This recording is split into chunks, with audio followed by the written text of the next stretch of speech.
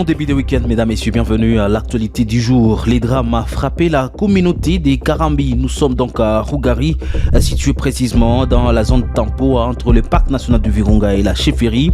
Sur les 9 personnes portées disparues, 7 corps sans vie ont été retrouvés alors que la recherche des autres se poursuit. Ce vendredi, les victimes ont été identifiées dans la zone. Et puis ce vendredi matin, les habitants du quartier Keshiro se sont donc réveillés sous les chocs en découvrant des corps sans vie dans la concession vide derrière la cathédrale de Kituku. Selon les premières informations, les corps des 2 hommes ont été retrouvés avec les mains liées. Vous allez suivre dans l'actualité du jour le président de la jeunesse de cette partie de la ville de Goma. La première ministre Judith Suminwa a entamé jeudi des consultations qui se poursuivent avec le chef des partis de la coalition majoritaire en vue de former le gouvernement qu'elle va donc diriger en République démocratique du Congo. Voilà donc les résumés pour l'actualité du jour de ce vendredi. Vous êtes nouveau pour ne rien rater sur l'actualité à l'est de la République démocratique du Congo. N'oubliez pas de vous abonner.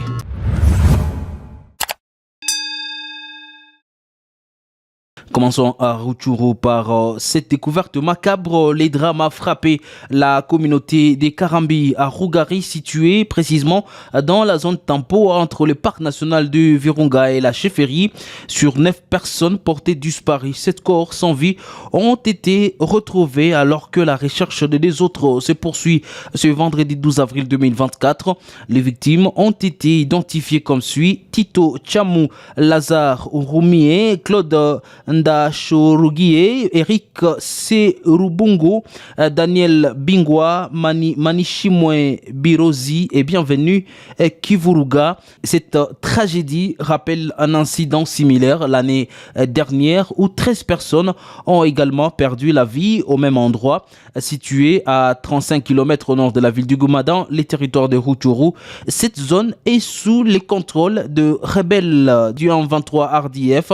La persistance de l'insécurité dans la partie sud de la province du Nord Kivu, précisément à Rutshuru, Goma et Nyiragongo, reste alarmante.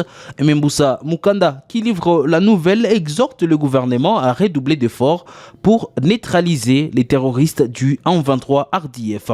Je vous propose ici de les suivre. Et 9 personnes avaient été enlevées par le RDF M23, tous agriculteurs. Et du coup, nous sommes ce jeudi 11 avril. 7 corps sans vie ont été retrouvés avec des identités bien connues dans la zone. Et 2 corps restent à retrouver. Et nous regrettons de voir comment les paisibles citoyens sont assassinés du jour le jour, puisque ce n'est pas la première fois qu'on vient de tuer des personnes dans la zone.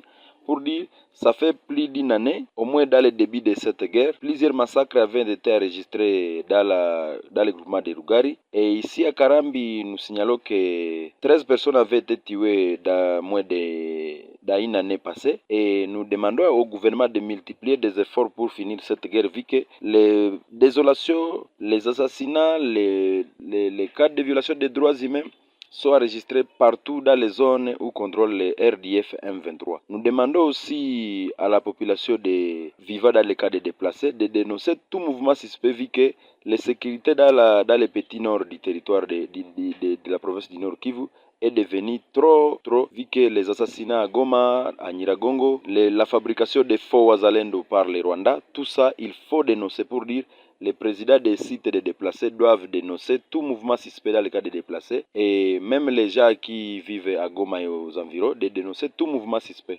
Ce vendredi matin, les habitants du quartier Keshiro se sont donc réveillés sous les chocs en découvrant 2 corps sans vie dans la concession vide derrière la cathédrale de Kituku. Selon les premières informations, les corps des 2 hommes ont été retrouvés avec les mains liées alors que les circonstances de ces décès demeurent inconnues. Ces découvertes macabres suscitent l'émoi au sein de la population.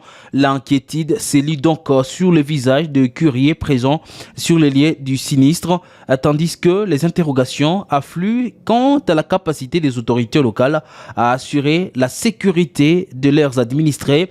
Ces découvertes surviennent seulement un jour après la mise au jour des autres corps décapités dans les territoires de Nyiragongo, précisément dans le groupement de Kibati. Moïse Hangui, président de la jeunesse au quartier Kéchero, s'est dit inquiet de la situation à Goma et appelle les autorités à agir dans l'urgence. Je les joins au téléphone. L'un a été identifié, c'est un jeune du quartier Kéchero de l'avenue Abattoir. Jusqu'à présent, on ne sait pas les mobiles à cause de leur mort de cet incident et on ne sait pas qui effectivement a fait de telles gaffes pour ces jeunes. Ce sont des jeunes qui ont entre 25 et 36 ans. Ils étaient tous habillés en noir et on les a tués et le procureur a autorisé que leur corps soit levé et ils ont été acheminés vers l'hôpital, vers la morgue de l'hôpital général. Et la situation sécuritaire, comme nous l'avons dit, a vraiment devenu très compliquée, à tel point que nous appelons les autorités à leurs responsabilités. Effectivement, la ville de Goma est devenue très simultanisée, où on ne sait pas qui fait quoi dans la ville. Tout le monde est devenu maître qui règne surtout et qui règne partout dans la ville de Goma. Et à chaque moment, il y a des incidents, à chaque moment, il y a des braquages, à chaque moment, surtout dans les quartiers Kéchero, il y a des tueries, il y a également des tracasseries, où on ne sait pas identifier réellement qui sont les auteurs. Mais tout le monde est en train d'accuser les hommes, les Wazalendo qui sont derrière tous ces cas qui sont en train d'être commis dans les quartiers. Dans une déclaration commune rendue publique jeudi 11 avril dans la soirée, les conseillers de la commune du Goma ont exprimé leur vive préoccupation face à l'escalade de l'insécurité qui sévit dans la région. Ils ont appelé les autorités compétentes à prendre des mesures immédiates pour rétablir la paix et la sécurité dans la ville. Les conseillers ont souligné l'importance de restaurer la tranquillité dans la ville pour garantir le bien-être et la sécurité des habitants.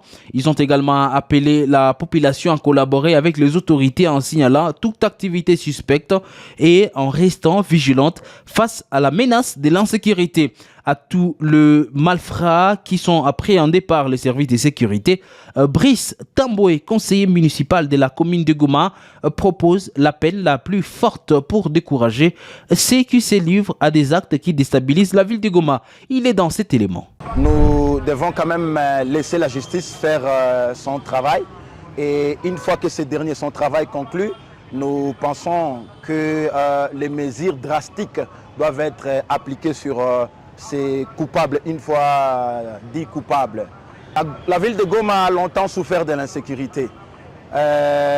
Il faut vraiment que ça soit sévère, exemplaire. Et là, nous sommes désolés de dire même la pendaison. Ouais, pour que, au moins que ça puisse décourager les autres à ne plus faire du vandalisme dans la ville. Et pour finir, l'actualité du jour, la première ministre Judith Suminwa a entamé jeudi des consultations qui se poursuivent avec des chefs des partis de la coalition majoritaire en vue d'une formation du gouvernement qu'elle va donc diriger en République démocratique du Congo. Un véritable capitaine d'équipe, la première dame a reçu ces ténors de l'Union sacrée de la nation, d'abord séparément, aussitôt elle avait bouclé sa tournée de remerciements auprès de personnalités de sa famille et politique, puis elle a organisé une sortie de plénière avec quelques ténors de la plateforme politique de l'Union sacrée à Kinshasa.